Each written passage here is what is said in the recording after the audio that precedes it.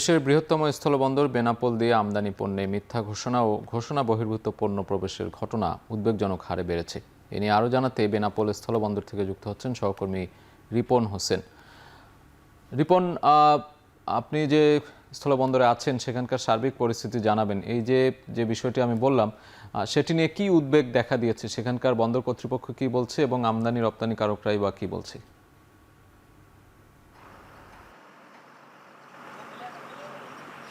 আসলে এই যে বেনাপোল স্থলবন্দর দেশের সবচেয়ে বড় স্থলবন্দর। এই বন্দর দিয়ে প্রায় 15টি চালান আটক হয়েছে মিথ্যা ঘোষণার যে পণ্য এসছে।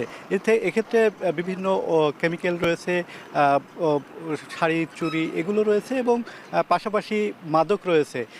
2025-26 অর্থ বছরে এই 9 মাসে এই যে 15টি চালান ধরা পড়েছে, সেখানে প্রায় সরকারের রাজস্ব ফাঁকি দেওয়া হয়েছে 25 কোটি টাকা। আর চলতি অর্থ বছরে যে আয়ের লক্ষ্যমাত্রা ধরা হয়েছিল 8,370 কোটি টাকা, সেখানে এই 9 মাসে সেক্ষেত্রে রাজস্ব ঘাটতি দেখা দিয়েছে 1,800 কোটি টাকা।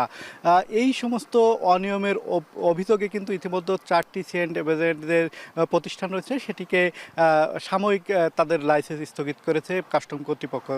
যারা ব্যবসায়ী রয়েছেন তারা বলছেন, যারা এই বন্দর থেকে পণ্য নিয়ে আনা-নেওয়া করে আমদানি করে থাকেন, তারা যেহেতু সঠিক নিয়মে যারা পণ্য নেয়, সেক্ষেত্রে রাজস্ব ফাঁকি দিলে একদিকে সরকারের যেমন সমস্যা হয়, সেক্ষেত্রে ব্যবসায়ীদেরও কিন্তু সমস্যা হয়। পাশাপাশি কাস্টম কর্তৃপক্ষ যেটি বলছেন, তাদের ক্ষেত্রে তারা বিভিন্নভাবে পদক্ষেপ নিয়েছেন, বিশেষ করে কোনো মিথ্যা চালানে যেন পণ্য না আসে। তারপরেও যে কয়েকটি পণ্য আসছে, তারা কয়েকটি পণ্য চালান আটক করেছে, এমনটি দেখছি আমরা। পেছনে যে বন্দরটি দেখছেন, এখানে কিন্তু যে স্ক্যানের মেশিন রয়েছে, অত্যাধুনিক বন্দর, সেক্ষেত্রে স্ক্যানিং মেশিন রয়েছে। সেই মেশিনের চোখ ফাঁকি দিয়েও কিন্তু পণ্য আনা সম্ভব নয়, তারপরেও কিন্তু পণ্য আসছে।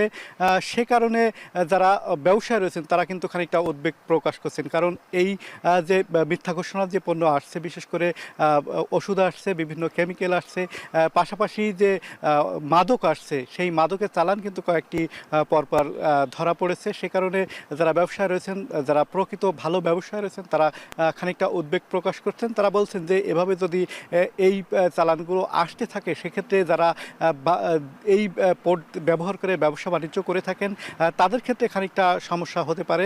বিভিন্ন স্ক্যানার মাধ্যমে যেহেতু পণ্য এই যে মাদক আটকানো যাচ্ছে না, সেক্ষেত্রে আরও কঠোর নজরদারি এবং আরও জবাবদিহিতার আওতা আনার জন্য কিন্তু ব্যবসায়ীরা বলছেন।